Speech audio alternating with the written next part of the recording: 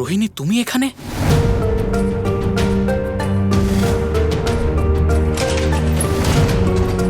তুমি এত বড় বিপদ কেন নিজের হাতে তুলে নিলে? কোনো স্বপ্ন পূরণ করতে হলে বড় বিপদের মুখোমুখি হতে হয় যশোদা। স্বপ্ন?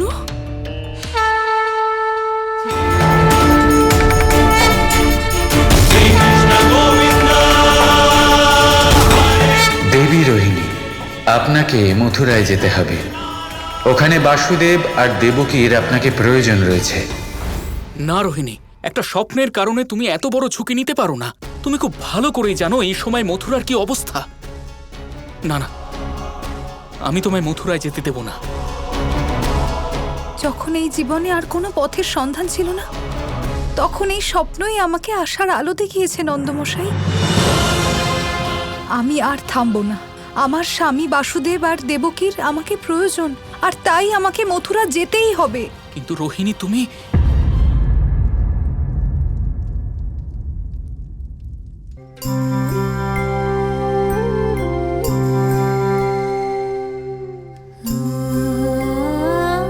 রোহিণী, আমার হয়ে দেবকীকে এই হলুদ বস্ত্র দিও। এটা শুধু বস্ত্র নয়, এটা আমার আস্থার কবচ।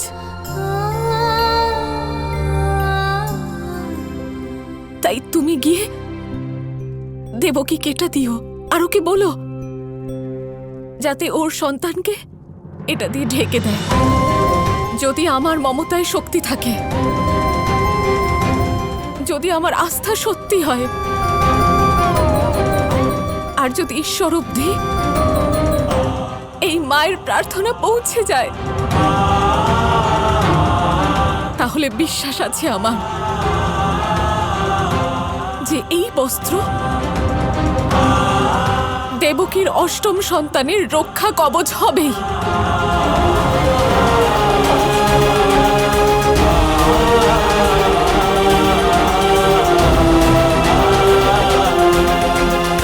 লক্ষ্মী, আমি জানি এখন তোমার মন অশান্ত, কিন্তু তোমাকে তোমার মন শান্ত করতেই হবে। কারণ রোহিণী মাকে খুব বড় একটা কাজ করতে হবে। যদি তাকে লক্ষ্য পর্যন্ত পৌঁছতে হয়, তাহলে তাকে বড় ঝুঁকি নিতেই হবে।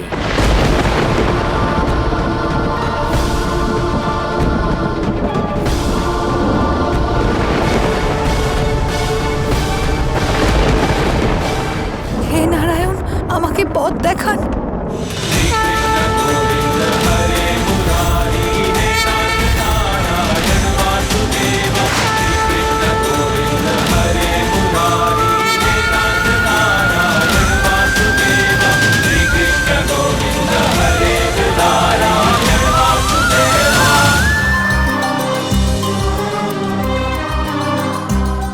রোহিণী, দেবকী,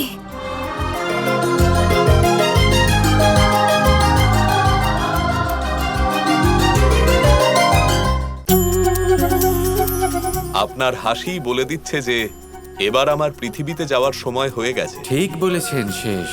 এবার আমাদের দেখা গোকুলেই হবে দাদা।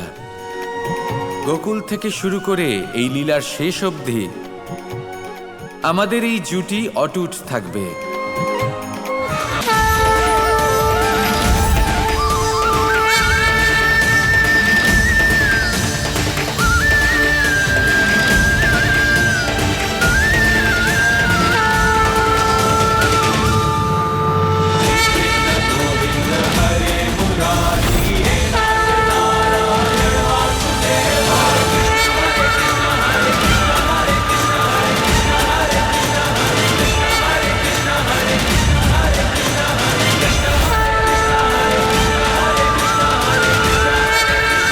এটাই হলো সেই মুহূর্ত যা অসম্ভবকেও সম্ভব করে দিল দাদা। যদিও আপনি মা দেবকীর গর্ভে পালিত হচ্ছেন, তবুও আপনাকে জন্ম দেবে মা রোহিণী। আপনি রোহিণী পুত্র হিসেবেই পরিচিত হবেন। আর আপনাকে যেহেতু মা দেবকীর গর্ভ থেকে মা রোহিণীর গর্ভে সংকর্ষণের মাধ্যমে আনা হয়েছে, আজ থেকে আপনার আরও একটা নাম হবে আপনার নাম হবে শঙ্কর্ষণ।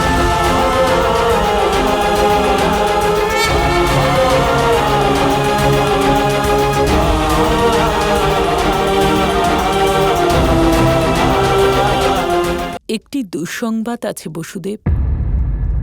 দেবকীর সপ্তম সন্তানের গর্ভপাত হয়েছে।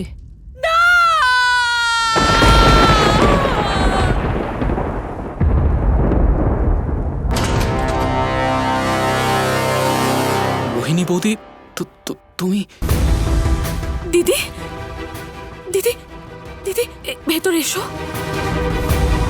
আর্য, বসো। ঈশ্বরকে অসংখ্য ধন্যবাদ জানাই যে তুমি সুস্থ আছো। কিন্তু এতদিন কোথায় ছিলে? কোনো খবর পাঠাওনি কেন? বৌদি, কি হয়েছে তোমার?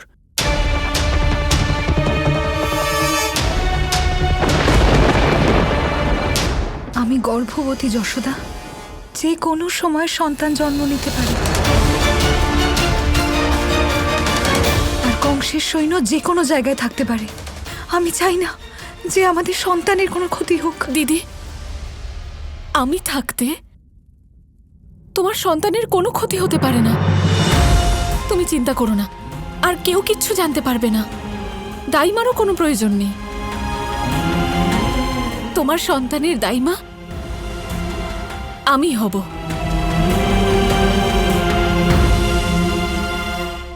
আমি তো শেষনাগকে অবতার রূপে জন্মাতে দেখব, তাই আর একটু অপেক্ষা করতে পারছি না। গোকুলে আপনাকে স্বাগত জানাই দাদা।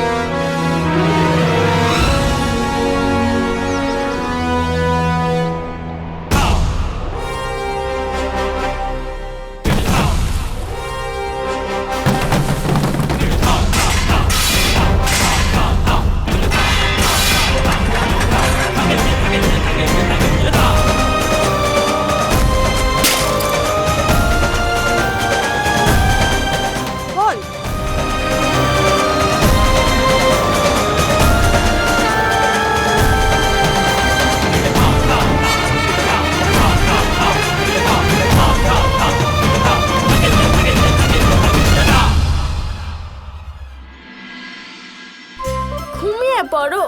সঠিক সময় ঘুমোলে সঠিক সময় উঠতেও পারবে। তারপর আমরা দুজন মিলে সবার সাথে অনেক দুষ্টুমি করব। বলরাম একা একা কথা বলছে, দোলনা দোলাচ্ছে। বলরাম,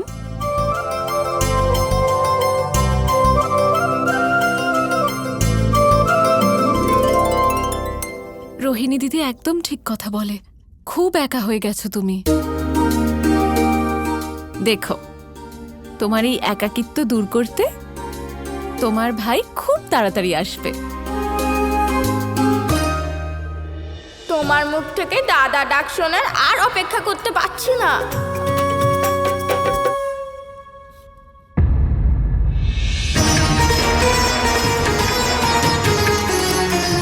কি হলো মা? দিদি,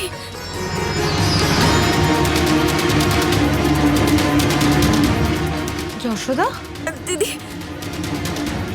বল, তুমি বাইরে গিয়ে খেলো। ঠিক আছে মা।